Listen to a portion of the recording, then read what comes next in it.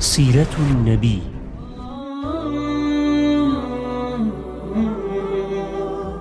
ماه فرو ماند از جمال محمد، سر نباشد و اعتدال محمد.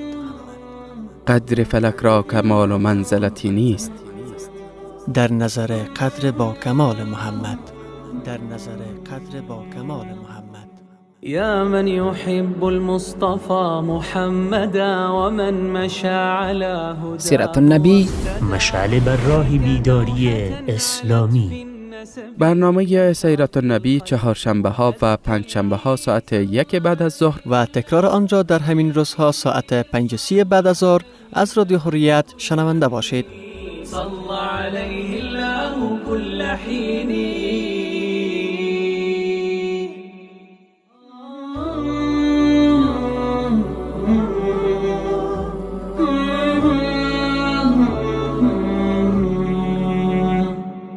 يا من يحب المصطفى محمدا ومن مشى على هداه واقتدى أهديك دوحة.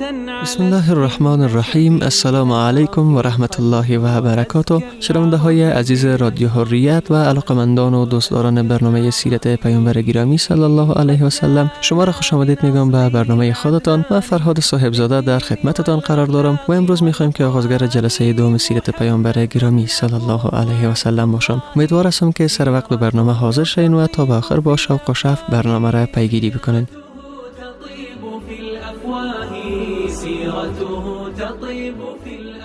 آداب و رسوم قوم عرب. در میان قوم عرب استسقا به ازلام رواج داشت. زلم چوبه تیری را می گفتند که پیکان نداشت. این ازلام بر 3 نوع بودند. نوع اول مجموعه 3 تیر بود. یکی از آن 3 نعم یا آری بود، دومی لا یا نه بود، سومی غفل یا میانه بود.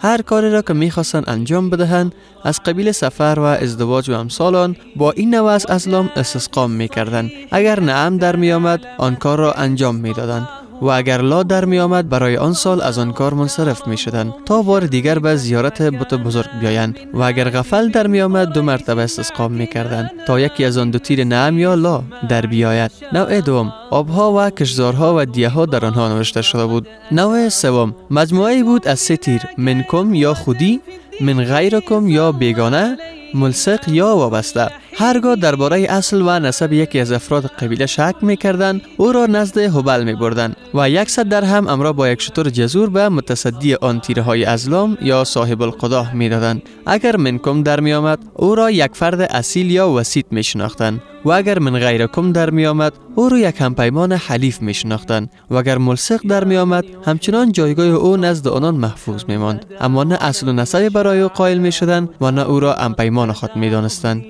دوحة علت في النسب لأشرف الخلق وأزكى العربي. میسر و قداه نیست که نوعی از قمار بوده است، بسیار شبیه به استسقا بوده است. با این ترتیب گوشت شتر را که بر سر آن قمار می‌کردند تقسیم می‌کردند. شیوه این قمار چنان بود که شتر را نسیه می‌خریدند و آن را نهر می‌کردند و گوشت آن شتر را به 28 قسمت یا 10 قسمت تقسیم می‌کردند. آنگاه بر سر آن قسمت‌ها به استسقا می‌پرداختند. این تیرها بر 2 نوع بودند: رابح یا برنده و غفل یا بازنده. هر کس تیر رابح به نام او در می آمد برنده بود و سهم خودش را از گوشت شتر نهر شده دریافت می کرد و هر کس تیر غفل به نام او در می آمد بازنده بود و از او غرامت بهای شتر را می گرفتند.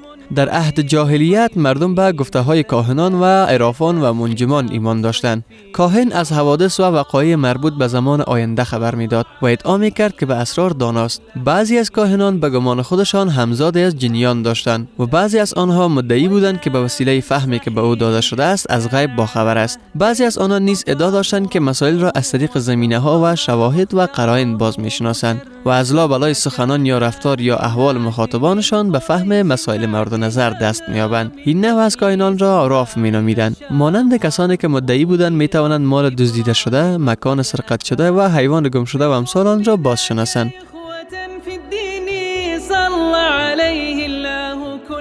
منجم به کسانی میگفتند که به ستارگان و کواکب آسمان مینگریستند و سیر و حرکت آنها و زمان طلوع و غروب و جابجا شدن آنها را محاسبه میکردند. تا به واسطه آن محاسبات اوضاع و احوال آینده و حوادثی را که بعدها روی خواهد داد بازشناسند. پذیرفتن گفته های منجمان در حقیقت عبارت است از ایمان به نجوم و در راستای همین ایمان به نجوم و تاثیر ستارگان آسمان در زندگی انسان به انواع ایمان داشتند و میگفتند تحت تاثیر فلان و فلان نوع از بارش و باران برخوردار شدیم. طیره نیز در دوران جاهلیت بسیار رایج بود و عبارت بود از این که به چیزهای مختلف فال بد بزنند. اصل بنیاد این پدیده فرهنگی آن بود که بر سر راه پرنده یا آهوی قرار می گرفتند و او را از سر راه خود می راندند. اگر به سمت راست می رفت به دنبال کاری که قصد آن را داشتند می رفتند و آن کار را نیکو تلقی می کردند. اما اگر به سمت چپ می رفت از انجام کاری که در پایان بودن صرف نظر می کردند و فال بد می زدند. همچنین اگر به راه می رفتند و پرنده یا حیوان سر راه آنها قرار می گرفت با آن فال بد می زدند. در همین ارتباط بوده است رسم آویزان کردن استخوان قوزک پای خرگوش و اینکه به برخی روزها و ماهها و برخی از جانوران و برخی از خانه ها و برخی از زنان فال بد می زدند و آنها را بدشگون می دانستند. همچنان اعتقاد به ادوی و حامه که معتقد بودند کسی که به قتل می رسد روحش آرام نمی گیرد تا زمانی که برای او خونخواهی شود و انتقام خون او گرفته شود و روح شخص مقتول به صورت حامه یعنی جغد در می آید و در دشت و بیابان به پرواز در می آید و می گوید تشنه‌ام یا آبم دهید. وقتی انتقام خون او گرفته می شود آرام می گیرد و آسوده می شود. كيف اصطفاه ربه وكرمه واختاره مشرفا مكانا. بقای دین و آیین ابراهیم علیه السلام. قوم عرب چنان که دیدیم پیش از ظهور اسلام در جاهلیت به سر می بردند، اما در عین حال بقایای از دین حنیف و آیین حضرت ابراهیم علیه السلام در فرهنگ و جامعه آنان وجود داشت و دین ابراهیم را به کلی ترک نکرده بودند. از جمله بیت الحرام را همچنان بزرگ می داشتند، دور آن را طواف می کردند، حج می گذاردند، عمره به جای می آوردند، وقوف به عرفات و وقوف در مزدلفه داشتند و شتران قربانی را در منا نحر می‌کردند، جز آن که این موارد یاد شده را با بدعت‌های درآمیخته بودند. یک، قریش میگفتند ما فرزندان ابراهیم و اهل حرم هستیم و متولیان خانه خدا و ساکنان مکه. از میان قوم عرب هیچ کسی چنین حق و منزلتی ندارد که ما داریم و خودشان را حمص مینامیدند و بر اساس آن میگفتند ما را سزاوار نیست که از محدوده حرم بیرون برویم و به منطقه حل یا خارج از حرم پای بگذاریم. از این رو در عرفات وقوف نداشتند و همانند مردم از عرفات به مشعر الحرام سرازیر نمیشدند، بلکه به طور اختصاصی از مزدلفه به دیگر حاجیان میپیوستند، چنانکه خداوند متعال خطاب به آنان این فرمان را فرستاده است. ترجمه: آنگاه سرازیر شوید از همان جایی که مردم سرازیر میشوند. سوره بقره آیه 199. 2. و نیز قریش میگفتند حمص را سزاوار نیست که سر شیر درست کنند یا از شیر روغن بگیرند در حالی که محرمند. همچنین نباید داخل خیمه بشوند که از موی چارپایان درست شده است و نیز نباید زیر سایبان بروند در حالی که محرمند و اگر بخواهند زیر سایبانی بروند باید در خیمه های سرپناه بگیرند که از چرم ساخته شده باشد. 3. آنان میگفتند اهل حل یعنی غیر اهل حرم سزاوار نیست از خوراکی هایی که از منطقه حل به محدوده حرم آوردند در حرم بخورند، هرگاه حج میگذاردند یا عمره به جای می آوردند. 4. قریشیان به عنوان اهل حرم، اهل حل یا دیگر مردم را امر می‌کردند که وقتی وارد حرم می‌شوند برای نخستین بار کعبه را طواف نکنند مگر در جامع حمص و در اجرای این امر افراد قبیله قریش مردم را تحت نظر و مراقبت می‌گرفتند. مرد جامه‌اش را به مرد می‌داد تا با آن طواف کند و زن جامه‌اش را به زن می‌داد تا طواف کند و جامه را برگرداند. حال اگر بعضی از حج‌گزاران دستشان به جامه نمی‌رسید، مردان برهنه طواف می‌کردند و زنان نیز همه جامه‌هایشان را از تن بیرون می‌کردند و تنها یک نیم تنه می‌پوشیدند و با آن طواف می‌کردند و در عین طواف چنین می‌سرودند. ترجمه: امروز قسمت از آن یا تمام آن هویدا می‌گردد و هر اندازه از آن که هویدا شود من بر کسی حلال نمی‌کنم. خداوند سبحان در این ارتباط در قرآن کریم چنین می‌فرماید. ترجمه: به هنگام رفتن به مسجد آرایش‌های خود را با خود داشته باشید. سوره اعراف آیه 31.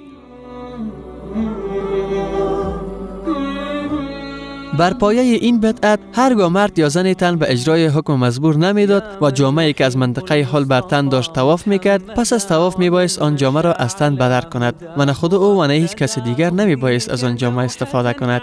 5. قریشیان در حال احرام از در ورودی خانه‌هایشان وارد نمیشدند، بلکه از پشت خانه‌هایشان نقب میزدند و از آن سوراخی که در پشت خانه تعبیه کرده بودند وارد و خارج میشدند و این جفای مسلم را عمل نیکو تلقی میکردند. قرآن از این عمل آنان را نهی فرمود. ترجمه: نیکی با آن نیست که از پشت خانه هایتان به خانه ها درآیید، بلکه نیکی این است که همگان تقوا پیشه کنند و از در خانه هایتان به خانه هایتان درآیید و با خدا باشید تا آنکه رستگار شوید. سوره بقره آیه 189.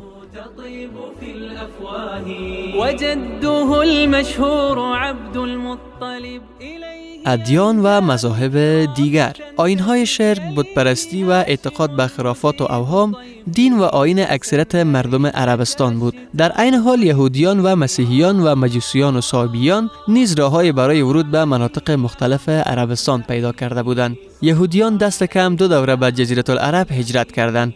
دوره اول، یهودیان در گیرودار فتوحات بابلیان و آشوریان در فلسطین برای نخستین بار به سرزمین عربستان هجرت کردند. این هجرت ناشی از فشار فراوانی بود که بر یهودیان وارد کرده بودند و شهر و دیارشان را ویران و معبدشان را به دست پادشاه بختالنصر به سال 587 پیش از میلاد نابود گردانیده بودند و بسیاری از آنان را به اسارت به بابل برده بودند و از این رو گروهی از آنان سرزمین فلسطین را ترک گفتند و به حجاز روی آوردند و در مناطق شمالی آن اقامت گزیدند.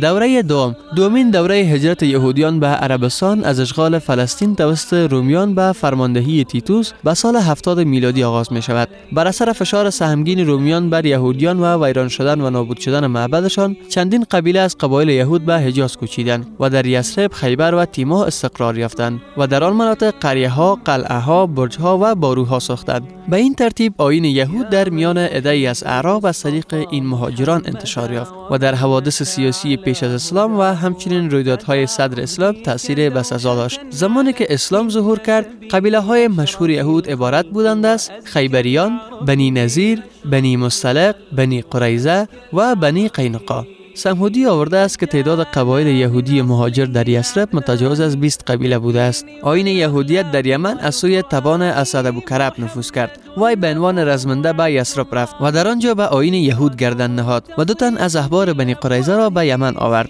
به این ترتیب یهودیت در یمن رو به گسترش و رواج نهاد. وقتی پس از یوسف زونواس به حکومت رسید، بر مسیحیان نجران هجوم برد و آنان را فراخواند تا به آیین یهودیت گردن نهند. مسیحیان نجران از پذیرفتن آیین یهود ابا کردند و زونواس خندق‌های آتش برای آنان فراهم کرد و آنان را به آتش کشید و با مرد و زن و کودکان خردسال و پیران سالخورده یکسان رفتار کرد. گویند تعداد کشتگان از 20,000 تا 40,000 بوده است. این ماجرا در ماه اکتبر سال 523 میلادی اتفاق افتاده است.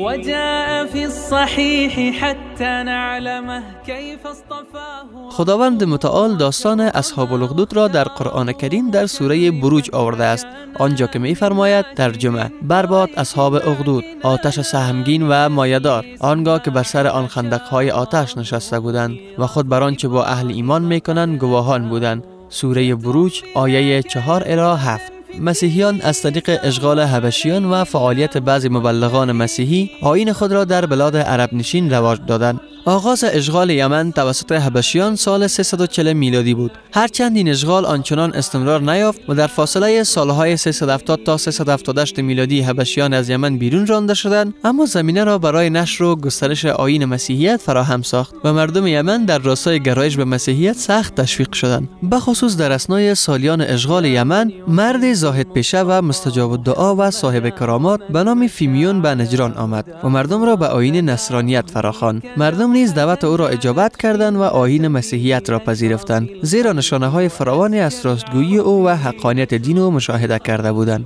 بار دیگر که در سال 525 میلادی حبشیان یمن را اشغال کردند و در واقع این اشغال بازتاب کارهای زونواس و سوزانیدن مسیحیان در خندق‌های آتش بود و ابرهه به حکومت یمن دست یافت. با نشاط بیشتر و با وسعت افزونتر به نشر و گسترش آیین مسیحیت پرداخت و تا آنجا پیش رفت که در یمن کعبه بنا کرد و خواست زائران عرب را از حج بیت الله باز دارد و به حج گذاردن به سوی کعبه یمن وادار سازد و خانه خدا را که در مکه است و ایران گرداند، که البته خداوند متعال او را به کیفر دنیا و آخرتش رسانید.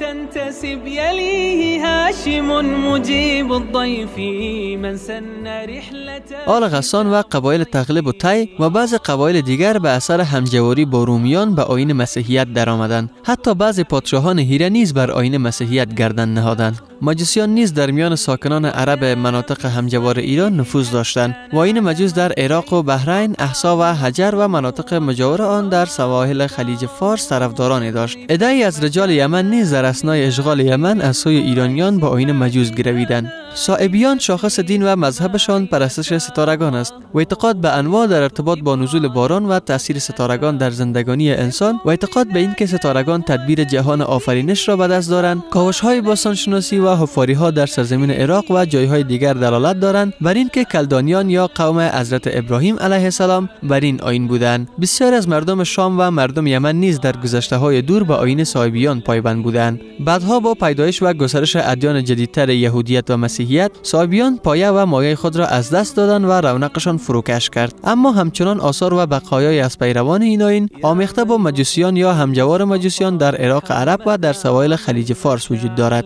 از زندقه نیز در میان عرب آثار وجود داشت و زندقان در میان آنان پدید آمدند و راه نفوذ زندقه در میان عرب از طریق هیره بود، چنانکه در میان قبیله قریش نیز زندقانی بودند که از طریق بازرگانی با ایرانیان برخورد پیدا کردند و تحت تاثیر ارتباط با آنان به زندقه روی آوردند.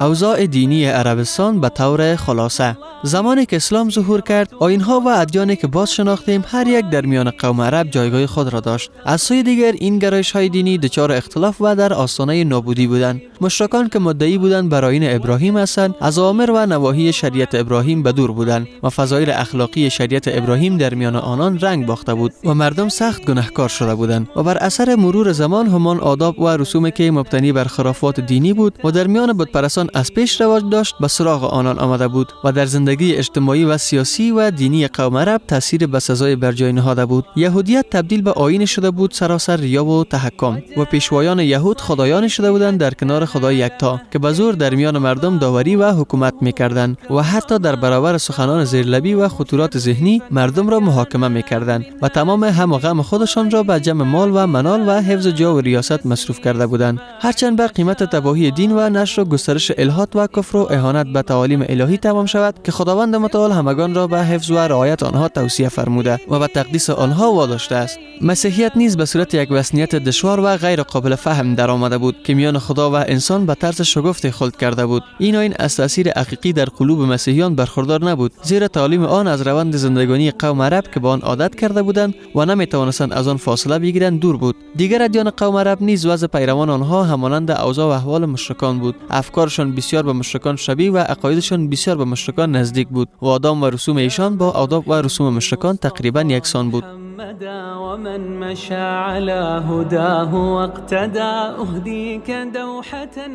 فصل چهارم: سیمای جوامع عربی. اینک پس از آنکه اوضاع سیاسی و اوضاع دینی جزیره العرب را باز شناختیم، شایسته است نگاهی بر اوضاع و احوال اجتماعی، اقتصادی و اخلاقی عربی در عهد جاهلیت بیفکنیم. در این فصل در نهایت ایجاز به بررسی این مطالب می‌پردازیم. در جوامع عربی محیط‌های گوناگونی مشاهده می‌شد که اوضاع و احوال آنها سخت با یکدیگر متفاوت بود. در میان اشراف روابط مردان با همسرانشان بسیار پیشرفته و مترقیانه بود. زنان از آزادی اراده و نفوذ کلمه سهم بسزایی داشتند، بسیار مورد احترام بودند و از هر جهت امنیت و مسئولیت داشتند و در جهت حمایت از آنان شمشیرها کشیده می‌شد و خونها ریخته می‌شد. مردان هرگاه می‌خواستند به واسطه فضائل و مناقب در میان قوم عرب مورد ستایش قرار گیرند و همگان از سخاوت و شجاعتشان سخن بگویند، در بیشتر اوقات تنها از رابطه خودشان با زنان سخن به میان می آوردند. در میان اشراف عربستان این زن بود که اگر می‌خواست می‌توانست همه قبایل را گرد یکدیگر جمع کند و میان آنان صلح و صفا برقرار کند و نیز اگر می‌خواست می‌توانست در میان آنان آتش جنگ و کارزار را شعله ور گرداند. با این همه البته مردان رئیس بلامنازع خانواده بودند و حرف ایشان بود. ارتباط مرد با همسرش از طریق عقد و ازدواج برقرار می‌شد و حتما ازدواج زن میبایست تحت نظر و با اشراف اولیای صورت گیرد و هرگز چنین حقی را نداشت که در برابر آنان خود رأی کند. همزمان با جریان این اوضاع و احوال در میان اشراف، در محیط‌های دیگر اجتماعی انواع آمیزش میان مردان و زنان برقرار بود، تا آنجا که برای آن روابط بی حد و مرز جنسی نام جز بیبندواری و فحشا و زنبارگی و فساد نمیتوان سراغ کرد.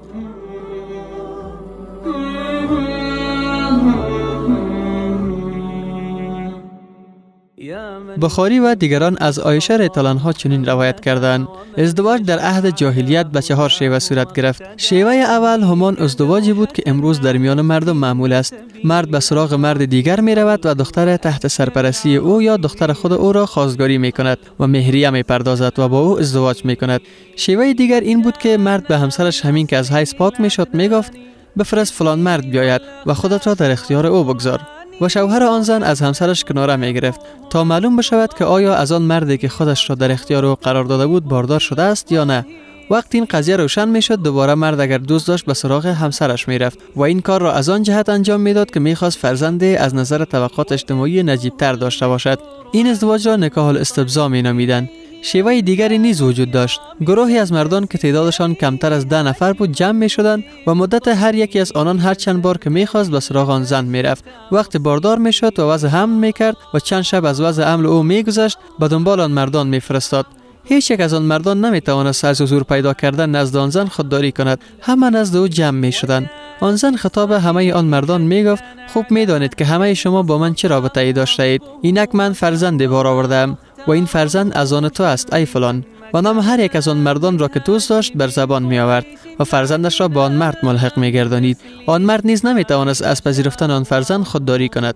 چهارمین شیوه ازدواج چنان بود که مردان بیشمار همزمان با یک زن رابطه داشتند و هر یک از آنان هر وقت که می‌خواست بر آن زن وارد می‌شد. آن زن نیز از نزدیکی با هیچ یک از آن مردان که نزد او می‌آمدند خودداری نمی‌کرد. این زنان فاحشه بودند و بر در خانه‌هایشان بیرق می‌زدند که علامت باز بودن در خانه آنان برای همه مردان باشد و هر کس می‌خواست با آن زن رابطه برقرار می‌کرد.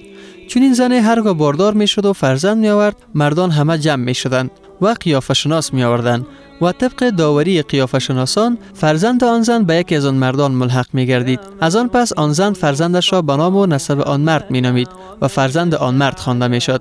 آن مرد نیز از پذیرفتن فرزند آن زن فاحشه خودداری نمی کرد. وقتی خداوند متعال محمد صلی الله علیه و آله و سلم را به حق مبعوث فرمود، ازدواج‌های معمول در دوران جاهلیت را بجز همین ازدواج اسلامی که امروزه معمول است از میان برد.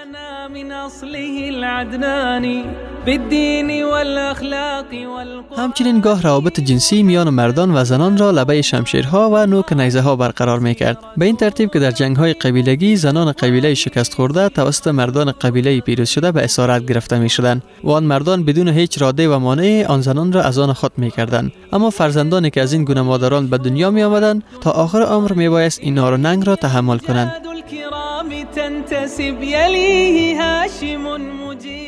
در عرف اجتماعی دوران جاهلیت مردان می توانستند هر چند زنی را که بخواهند به همسری بگیرند. هیچ حد و اندازه‌ای نداشت. قرآن کریم شمار زنان و همسران یک مرد را به 4 در محدود گردانید. خواهران را همزمان به عقد یک مرد در می آوردند و با همسران پدرانشان پس از طلاق دادن پدر یا وفات پدر ازدواج می کردند. قرآن کریم از این نوع ازدواج نیز نهی فرمود. در سوره نساء آیه 22 و آیه 23 طلاق و رجوع نیز یکسره در دست مردان بود و شمار معین و اندازه مشخصی نداشت. اسلام هم طلاق و هم رجوع را به حدود و ضوابط محدود گردانید.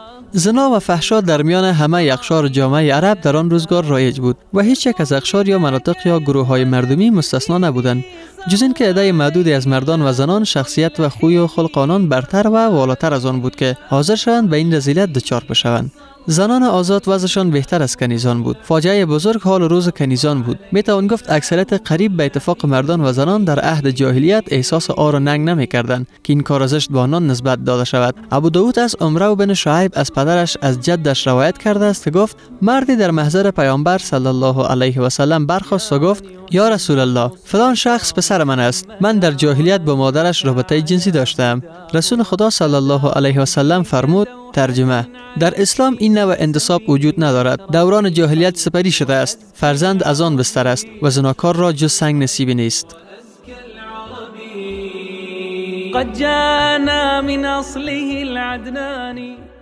داستان کشمکش سعد بن ابی وقاص و عبد بن زمعه نیز درباره پسر کنیز زمعه عبدالرحمن بن زمعه مشهور است. روابط مردان با فرزندانشان نیز انواع مختلفی داشت. بعضی از آنان میگفتند: ترجمه: این فرزندان ما در میان ما جگرگوشه های ما هستند که روی زمین راه می روند.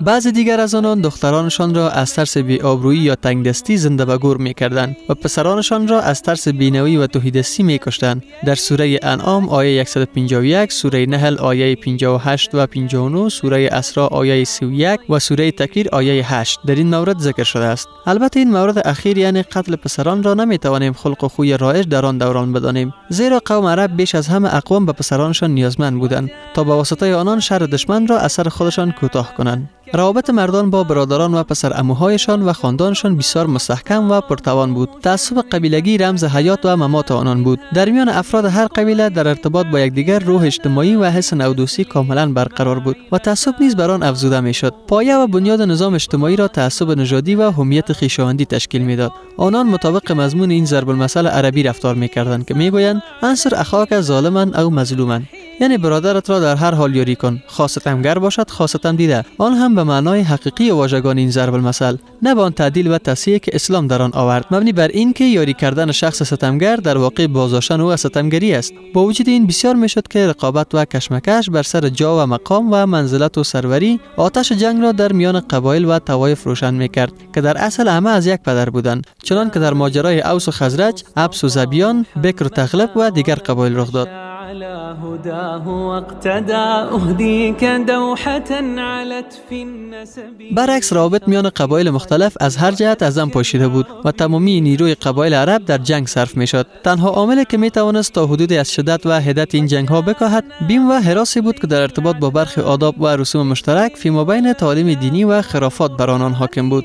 گاه نیز موالات، حلف و تبعیت به گرد هم آمدن قبایل بسیار دور از یکدیگر منجر می‌گردید. ماه‌های حرام برای قوم عرب رحمتی بود و پشتوانه برای تثبیت زندگانی و تأمین معاش آنان. چه قوم عرب در ماه‌های حرام در پرتو شدت رعایت و احترامی که نسبت به حرمت ماه‌های حرام داشتند، از امنیت کامل برخوردار بودند. ابو رجای عطاردی میگوید وقتی ماه رجب فرا میرسید میگفتیم از کار اندازنده نیزه ها، هیچ نیزه‌ای را که قسمت آهنین می‌داشت یا تیری که نوک آهنین می‌داشت و نمی‌گذاشتیم، جز آنکه آنها را از خودمان دور می‌کردیم و کنار می‌افکندیم در سراسر ماه رجب و همچنین بود در دیگر ماه‌های حرام. کوتاه سخن آن که اوضاع اجتماعی قوم عرب به حضیض ضعف و نابخردی کشیده شده بود. نادانی و نابسامانی همه جا خیمه و خرگاه زده بود و خرافات برای خودشان شوکت و سهولتی داشت. مردم همچون چارپایان زندگی می‌کردند. زنان گاه میشد که همانند کالاهای بیجان دیگر خرید و فروش می‌شدند. روابط میان افراد جامعه بسیار سست و از هم گسسته بود. حکومت‌های هم که بودند بیشتر هم و غمشان مصروف پر کردن خزانه‌هایشان از دستمایه‌های رعیت و توده مردم و به کار انداختن جنگ با بدخواهان و دشمنانشان می‌گردید.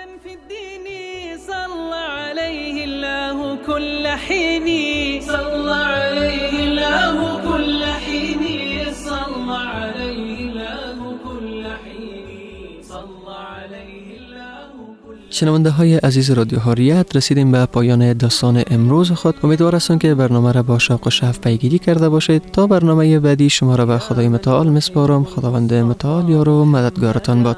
من مشى على هداه واقتدى أهديك دوحة علت في النسب لأشرف الخلق وأزكى العربي لأشرف الخلق وأزكى العربي قد جاءنا من أصله العدناني بالدين سيرة النبي.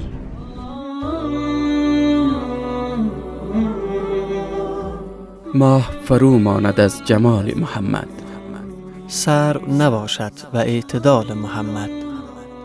قدر فلک را کمال و منزلتی نیست، در نظر قدر با کمال محمد. در نظر قدر با کمال محمد. يا من يحب المصطفى محمدا ومن مشى على هداه. سیرت النبی، مشعل بر راه بیداری اسلامی. برنامه سیرت النبی چهارشنبه ها و پنجشنبه ها ساعت 1 بعد از ظهر و تکرار آن را در همین روزها ساعت 5:30 بعد از ظهر از رادیو حریت شنونده باشید. صلى عليه الله كل حين